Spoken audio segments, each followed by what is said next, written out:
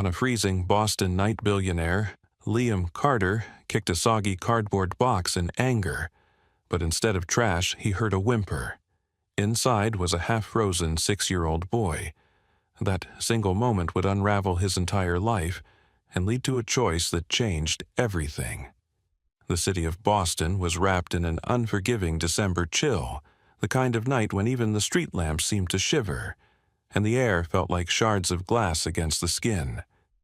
Liam Carter, a 30-year-old tech mogul whose fortune was splashed across every financial magazine in the country, stormed out of the gleaming glass tower that bore his company's name. He didn't even notice the frost biting his face, or the way his breath came out in white plumes. His mind was a storm far colder than the air around him. The board meeting he had just left wasn't merely frustrating. It had been a bloodbath of egos and finger-pointing 4 hours of wasted words, and an unrelenting reminder of how suffocating his so-called success had become. For a man who could buy anything he wanted, Liam felt like the poorest soul on earth that night, empty, restless, desperate to feel something. His leather shoes hit the slick pavement harder than they should have, his anger simmering to a boil. The streets of downtown were mostly deserted, save for a few taxis, and the distant echo of sirens. The neon lights of Fenway's bars and diners cast fractured glows across rain-slick sidewalks, reflections that made the world feel fractured too, like a cracked mirror reflecting a life he no longer recognized. Liam's hands were shoved deep into his coat pockets not for warmth, but to keep from doing something reckless, like punching a wall or breaking a window just to hear something shatter. That's when he saw it, a lone cardboard box sagging with moisture shoved against a trash bin on the corner of Boylston Street.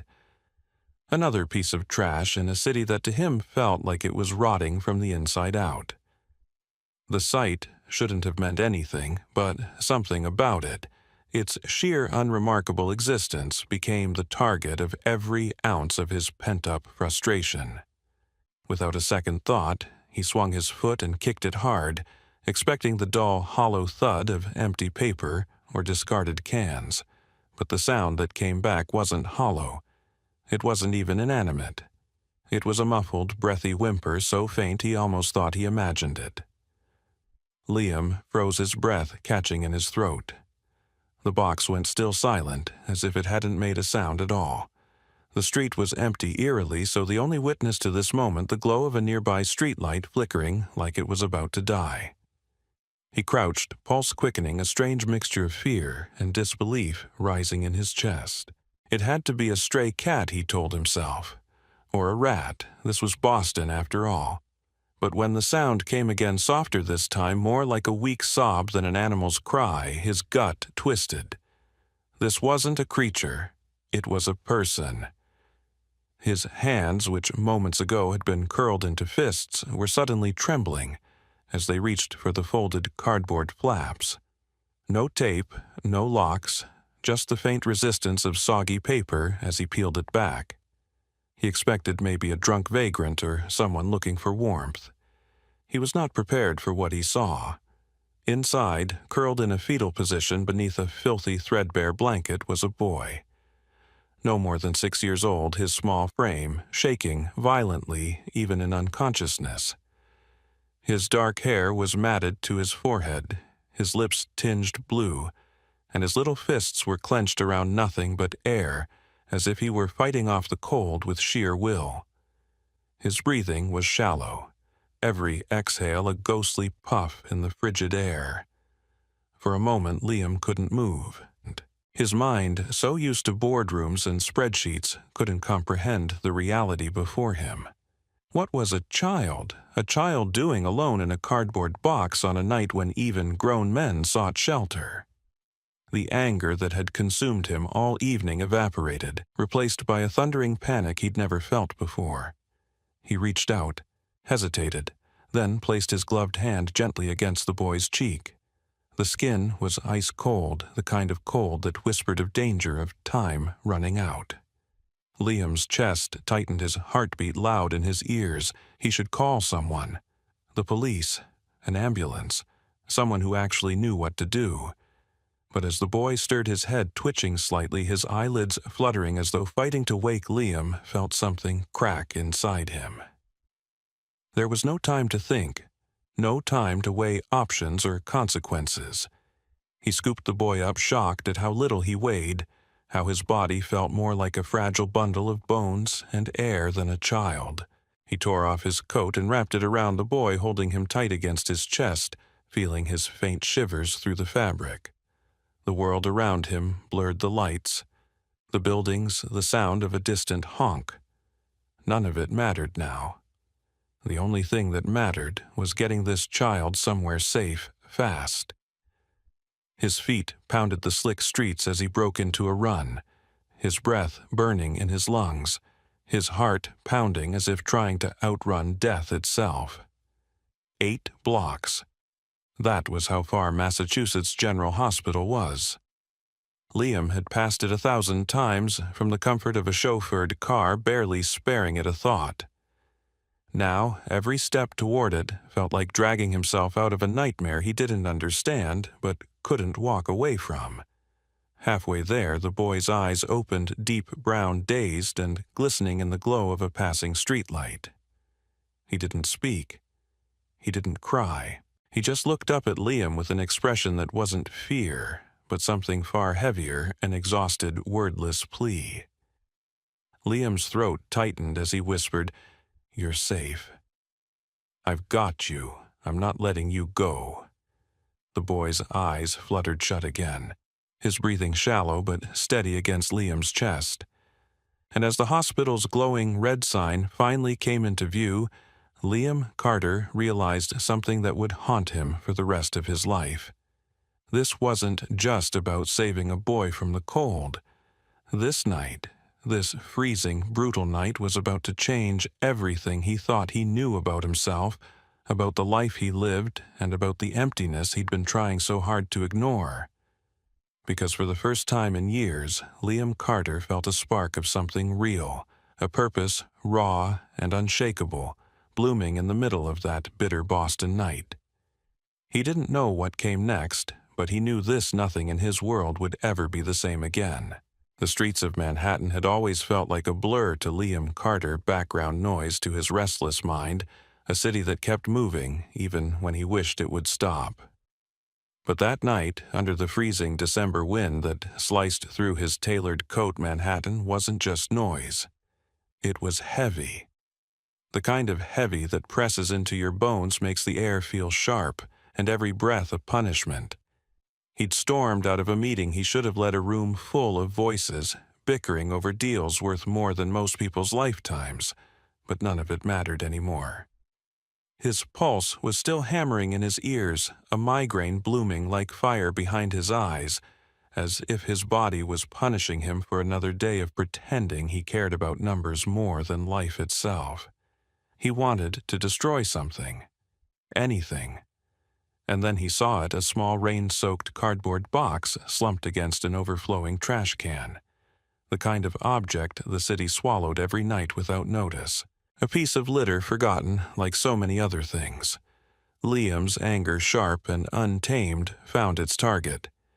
He kicked it hard, so hard that the sound of his shoe meeting the box cracked through the icy air. For a split second he felt a twisted sense of release. And then he froze. The sound that answered him wasn't the dull thud of garbage shifting. It was something softer, alive. A faint, broken whimper. Liam's blood ran cold, and for the first time in years his heart stuttered in genuine panic.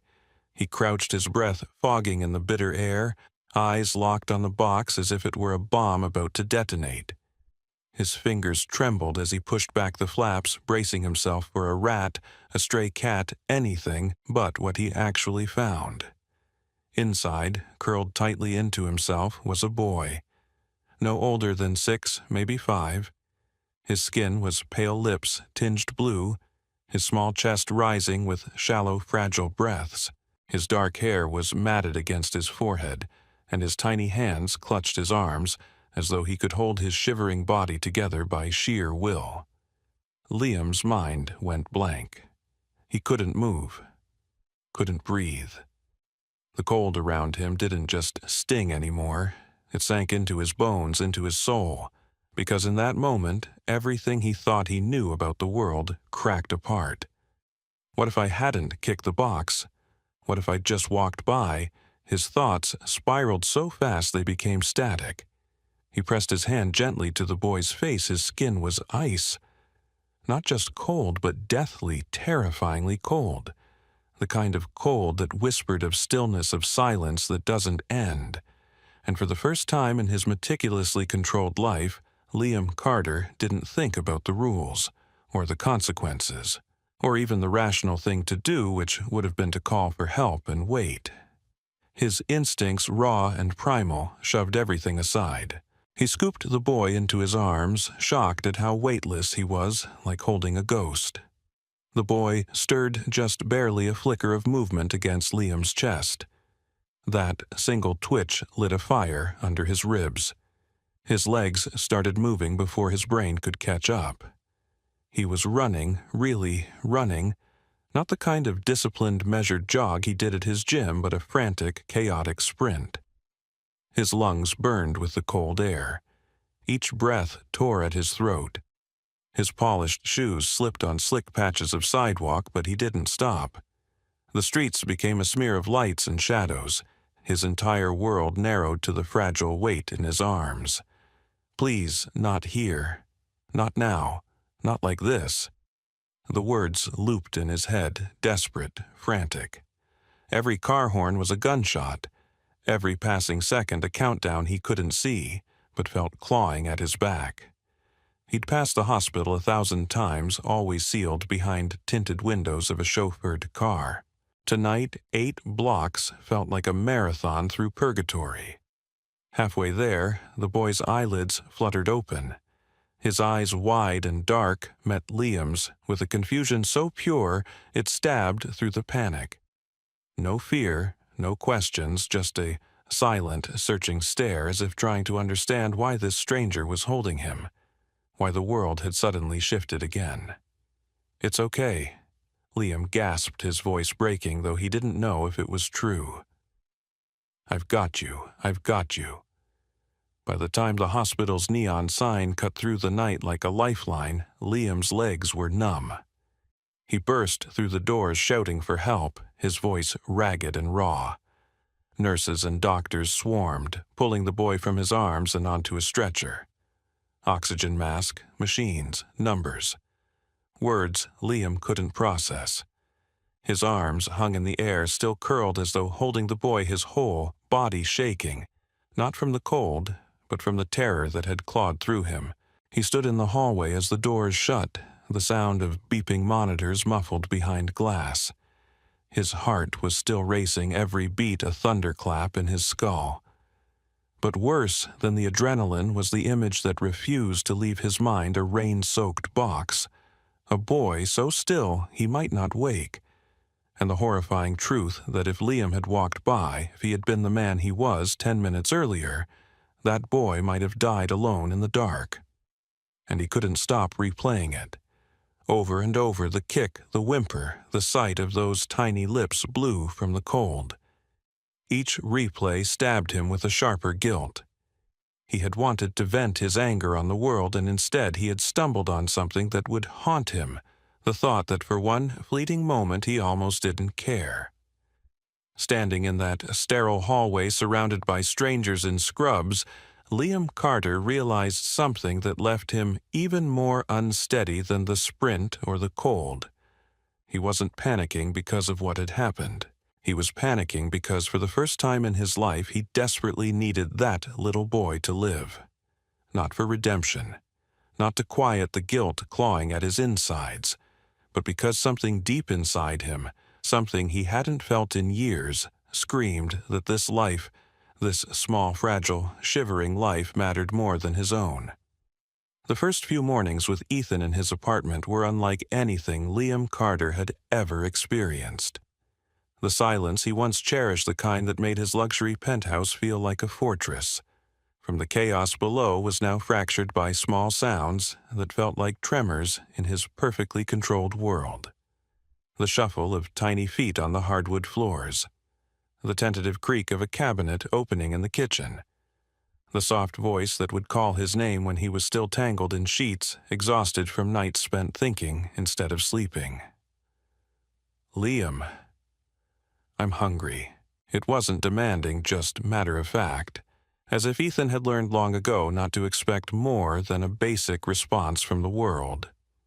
Liam would drag himself out of bed, usually long before the sun had cut through the city skyline, feeling more unprepared than he had ever felt in a boardroom or negotiation. He had built empires closed deals worth billions, yet staring into a near-empty fridge and a child looking up at him with cautious expectation made him feel utterly helpless. The first morning there had been nothing but bottled water, a bottle of wine, and a takeout container of something that smelled faintly of soy and regret. Ethan simply shrugged as though this absence of food was no surprise. But it lit something in Liam, a discomfort not at the lack itself, but at how easily Ethan accepted it. Acceptance didn't belong in a 6-year-old's vocabulary, not like that. So he took Ethan with him to the grocery store, an experience so far removed from Liam's routine it felt like visiting another planet. The aisles stretched endlessly, bursting with options he had never considered, foods he had never touched, because someone else always filled his kitchen. Ethan, wide-eyed and clutching the handle of the cart, didn't ask for anything, not even when his gaze lingered on bright boxes of cereal and shelves stacked with candy. "What do you like?" Liam asked more than once, but the boy's answer was always the same. "Whatever there is." The quiet resignation in his voice gnawed at Liam. He knelt down to meet Ethan's eyes, steady and serious, despite his age. "No, not whatever. Tell me what you want." After a pause, Ethan pointed to a box with a cartoon tiger on it. His choice felt symbolic to Liam, small, innocent, but deliberate. For the first time, someone was asking Ethan what he wanted, not what he could settle for. That first breakfast they made together was clumsy. Liam, a man whose mornings usually began with black coffee and conference calls, fumbled with the milk, spilling half of it on the marble counter. He cursed under his breath, and immediately caught himself glancing at Ethan, who for the first time gave a soft laugh, a real, unguarded sound. It was just a few notes of a laugh, but it pierced through the stiffness between them like sunlight through clouds. "You're not very good at this," Ethan teased, gently holding the milk carton with both hands to show him how to pour it without spilling. Liam, a man accustomed to commanding rooms, found himself humbly learning from a 6-year-old how to make cereal. Their days took on a rhythm that felt foreign, but strangely grounding. They visited shops to buy Ethan proper clothes, watching his face light up when he saw a small navy blue sweater that actually fit instead of hanging from his thin frame like a costume. They spent afternoons in Central Park, where Ethan clutched Liam's hand at first, but over time loosened his grip enough to run through the grass, testing the edges of safety. Liam found himself looking away from his phone, more often actually watching as the boy climbed low branches or chased after pigeons. He didn't realize how much his world had been starved of color until he saw Ethan laughing dirt on his sneakers, cheeks flushed pink from the cold. But the real lessons came quietly in the unplanned moments. At night, when Ethan hesitated before crawling into the bed Liam had prepared for him, Liam noticed him slowly lowering himself to the carpet, curling up with the blanket like he had in the hospital. It wasn't fear of the bed. It was that the bed felt temporary, too good to be trusted. Liam crouched beside him, his chest aching at the sight. "The bed's yours, Ethan. It's not going anywhere. Neither am I." He didn't force him to move. Instead, he took an extra blanket, tucked it around him, and stayed there until the boy drifted off. That night, Liam lay awake, realizing the depth of what he was up against, not just hunger or cold, but a child's bone-deep belief that good things were fleeting. Each day, Liam stumbled through the process of learning to be something he had never imagined: a guardian, A father figure, whatever title, might explain why Ethan began to shadow him from room to room. It wasn't dependence born of fear, it was quiet anchoring. Wherever Liam was answering calls, reading reports, making dinner with the help of YouTube videos, Ethan was nearby watching, sometimes mimicking. He became a constant presence, one that Liam didn't just tolerate but grew to rely on. The apartment, once sterile and echoing, began to feel alive in ways Liam hadn't thought possible. The hardest conversations were the ones Ethan initiated, always with a directness that made Liam's chest tighten. One evening, while Liam was clumsily assembling pasta with sauce from a jar, Ethan asked, "Why are you taking care of me?" The question came without fear, just genuine curiosity, but it sent Liam into a rare silence. Why? At first, it had been instinct, then obligation. Now, something else. Because you make me feel like I matter? Liam finally admitted, surprising himself as much as Ethan. The boy tilted his head as if studying him. Didn't you matter? Before Liam shook his head. I thought I did, but it was different. Now it feels real. Ethan, with a wisdom far beyond his years, nodded slowly. You make me feel real too. That night, when Ethan finally chose to sleep in the bed rather than the floor, Liam stood in the doorway longer than he needed to. Watching the boy's chest rise and fall, the soft rhythm of his breathing, Liam realized he had crossed a line he couldn't retreat from. Ethan was no longer just a responsibility, no longer a temporary fixture until the system decided his fate. He was something more, someone who needed Liam as much as Liam needed him. And though Liam had built his life on logic and control, he felt no fear in that realization. Only a deep, grounding certainty that for the first time he was exactly where he was supposed to be. Liam Carter had always lived in a world where problems were solvable, where money connections and determination could bend reality to his will. But as he sat alone in his dimly lit apartment, watching 5-year-old Mason sleep in the next room, he realized this was different. The boy's soft breaths were steady now, his small hand clutching the corner of a blanket like it was a lifeline. Liam had given him warmth, food safety things Mason hadn't known in far too long. But one question haunted Liam's thoughts, unrelenting and cold as the December wind that had first brought Mason into his life. Where was Rachel? Mason's mother was more than a missing person. She was the gaping hole in the boy's fragile sense of security, the unanswered question in every glance Mason gave him when the room went quiet. Liam hadn't asked at first, fearing the wound was too fresh, but Mason would sometimes whisper her name in his sleep, a sound that cut through Liam's chest like a blade. He couldn't ignore it anymore. The boy deserved answers, even if those answers hurt.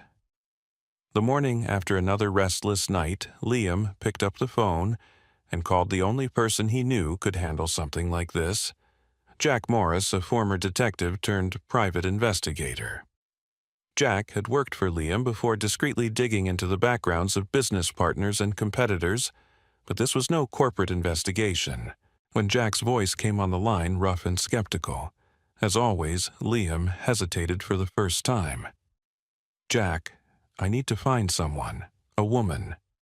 Her name is Rachel Hayes. She's Mason's mother. I don't have much to go on, but I need to know what happened to her. Jack didn't ask for details at first, just exhaled slowly, as though weighing the weight of the request. You're sure about this, Carter people on the streets? Sometimes the trail leads to places you don't want to see. I'm sure, Liam, said his voice firmer than he felt. But I need to know. He needs to know. Over the next few days, Liam tried to keep Mason's world as normal as possible, if normal could even exist for a boy who had slept in a cardboard box weeks ago. They went to the park near the Charles River, where Mason fed the ducks, and laughed the kind of sound that made Liam forget briefly how fragile everything was. They spent evenings building Lego towers that scraped toward the ceiling, Mason's focus so intense that Liam would catch himself just watching, realizing he hadn't truly watched another human being in years. But every time Mason's laughter faded, every time his little brow furrowed in thought, Liam knew who was in his mind. Rachel wasn't just a missing person. She was the missing anchor in this boy's life. Jack's updates came in fragments never fast enough. He tracked Rachel through shelters, hospitals, the patchwork network of outreach programs that most people like Liam never even knew existed. She had been seen weeks ago at a church-run soup kitchen in Cambridge. Before that, a winter shelter in Somerville. Then nothing. Each time Jack called, Liam felt his chest tighten, afraid that the next words would confirm his darkest fear, that Rachel wasn't alive to be found.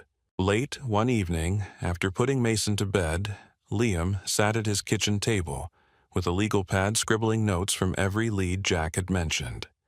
Street names, shelters, vague sightings, fragments of a life lived on the edge of survival.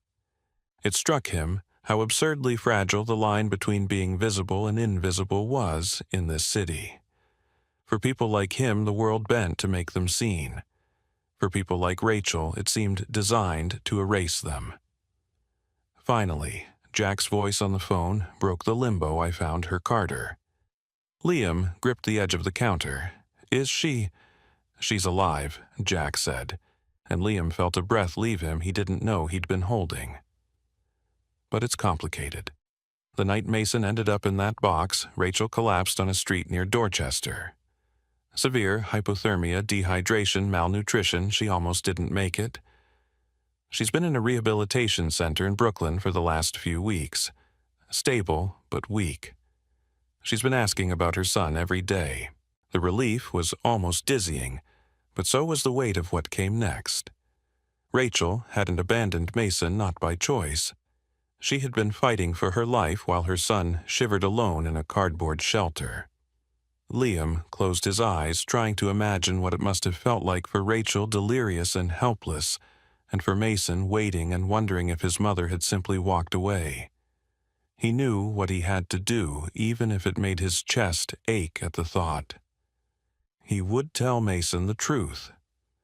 The boy deserved to know his mother hadn't left him, that she had fought, that she still loved him. But he also knew what this meant for himself. Mason might not stay. The boy who had slowly, quietly become the center of Liam's once empty world might return to his rightful one, with the woman who had brought him into it. That night, Liam sat on the edge of Mason's bed, the glow of the city casting soft shadows on the boy's peaceful face. When Mason stirred awake, blinking up at him, Liam felt his voice catch for a moment. "Hey, buddy, I found your mom." Mason sat up instantly, his eyes wide. "Rachel, you found her." "She's alive," Liam said softly. "She got really sick that night, Mason. She couldn't come back because her body gave out. But she's better now. She's been looking for you every day since she got strong enough to walk." For a moment, Mason didn't speak. His lip trembled, his fingers tightening around the blanket. "She didn't leave me."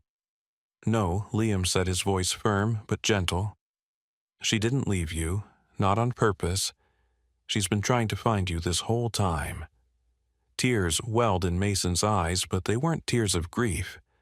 They were tears of release, as if the heavy stone on his small shoulders had finally been lifted. Can I see her?" Liam nodded, his throat tight. "Of course. When you're ready." As Mason wrapped his arms around him, whispering, "Thank you," Liam felt the sting of two emotions battling in his chest. Relief that the boy he'd grown to care for would soon be reunited with his mother, and a quiet, selfish fear of what it would feel like when that reunion meant letting go. The morning Mason was finally set to see Rachel, the entire apartment felt different. It wasn't just the soft rustle of his small feet pacing the hallway or the way he clutched the sleeve of his favorite blue sweatshirt. It was the weight of anticipation hanging in the air like a storm about to break. Liam watched him from the doorway, noticing the way his hands fidgeted his eyes, darting toward the window, as though each passing car might bring a sign of what was to come. He looked so small, yet there was a quiet determination in the set of his jaw. This was the day Mason would find out if his world was whole again, and Liam couldn't shake the gnawing ache in his chest, wondering if this was also the day he would have to let go. The ride to the rehabilitation center in Brooklyn was silent, except for the soft hum of the cab and the occasional intake of breath from Mason as he stared out the window. Liam wanted to speak to offer reassurance, but what could he say? He knew this wasn't just a meeting. It was the collision of two broken worlds trying to find each other again. And beneath his calm exterior, he wrestled with the thought he didn't dare voice what would happen when Rachel was ready to take Mason home. Would the boy who had become the heartbeat of Liam's life still have a place in it? When they arrived, a social worker named Linda guided them through the hushed corridors. Mason's hand clung tightly to Liam's, his small fingers cold despite the warmth of the building. At the end of a hallway marked with the number 23, Linda paused and glanced at Mason with a reassuring smile. "She's been waiting for you," she said softly, opening the door. Rachel was sitting on a narrow bed, her frame thinner than Liam had imagined, her brown hair pulled back loosely, her hands trembling slightly as she gripped the edge of the blanket. But when her eyes met Mason's, everything else, the frailty, the weight of her recovery, seemed to disappear. The world shrank to just the two of them. Her lips trembled as she whispered, "Mason, my baby."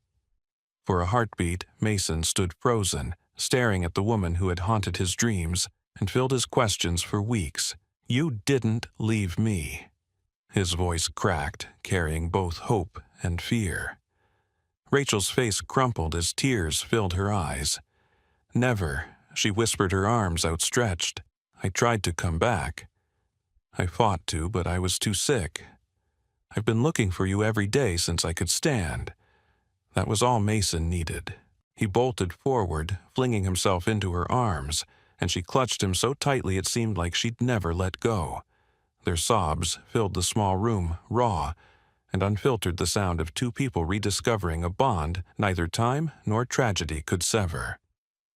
Liam stood near the door, his throat tight, his hands buried deep in his coat pockets to keep from reaching for something to hold. He felt the sting of loss, but also the undeniable warmth of witnessing something profoundly right. For the next hour, Mason clung to Rachel as she stroked his hair and kissed his forehead over and over, whispering apologies, promises, and fragments of lullabies that had once been their comfort.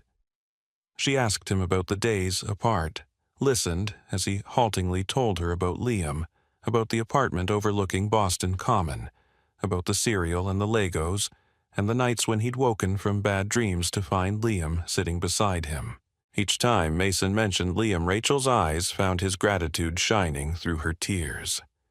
"You took care of him," she said softly, not as a question but as a truth. "I can never thank you enough." Liam shook his head. "He took care of me, too." Over the next week, Liam worked quietly behind the scenes to make sure Rachel and Mason would have a life beyond survival. He found a modest but safe apartment for them in Queens, close to a good school and a park where Mason could run and play. He arranged for the first few months' rent, stocked the fridge, even bought Mason a sturdy little bike he could ride along the tree-lined streets.